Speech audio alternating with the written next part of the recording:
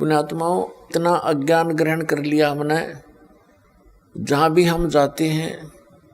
एक जैसी दंत कथा सुनाने वाले ये संत मंडलेश्वर मिलते हैं, ये महंत मिलते हैं जिनको कख का पता नहीं अध्यात्म मार्ग का, और हम इनको परम संत मान के, महाविद्वान मान करके हम इनकी प्रत्येक बात को बगैर किसी ऑब्जेक्शन के हमने स्वीकार किया। पुण्यात्माओं, अब तक तो हम अक्षर ज्ञानहीन थे, हमारे पूर्वज शिक्षित नहीं थे, और जिस कारण से हम यही भटक रहे हैं। परमात्मा ने ये शिक्षा इसलिए प्रदान की है कि आप भगवान को पहचान सकें और सदग्रंथों में जो लिखी परमात्मा की महिमा है उसको जानकर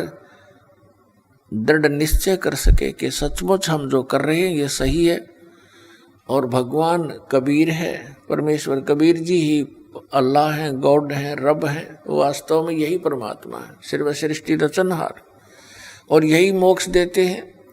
यही हमारे पाप कर्मों का नाश करके इस जीवन में भी हमें सुख प्रदान कर सकते हैं। अन्य कोई परमात्मा, कोई इष्ट, कोई देव हमारे जीवन में आने वाले संकटों का वो निवारण नहीं कर सकते हैं।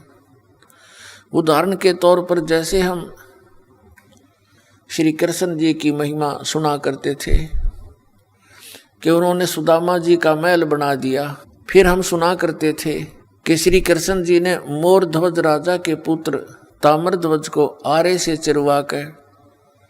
जिसकी डेथ हो गई थी, 2 भाग हो गए थे,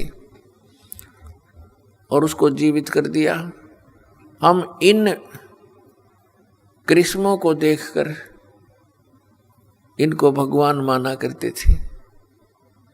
लेकिन हमारी बुद्धि अधिक काम नहीं कर रही थी, क्योंकि हमारे पास कोई और विकल्प नहीं था, हमारे पास कोई ऐसा मेजरमेंट का साधन नहीं था जिससे इन भगवानों को हम माप सकें, तोल सकें, इनकी तुलना किसी से कर सकें। अब परमेश्वर ने और उन महापुरुषों ने जिनको भगवान मिले, उन्होंने हमें ये एक पैमाना दे दिया ISI मार्ग का, वेदों और ग्रंथों से प्रमाणों का। तो ये ISI मार्ग हैं के सदग्रंथ हैं, पवित्र वेद, पवित्र श्रीमद् भगवद गीता और पवित्र उन महापुरुषों की अमरवाणी जिनको भगवान स्वयं कबीर साहब मिले।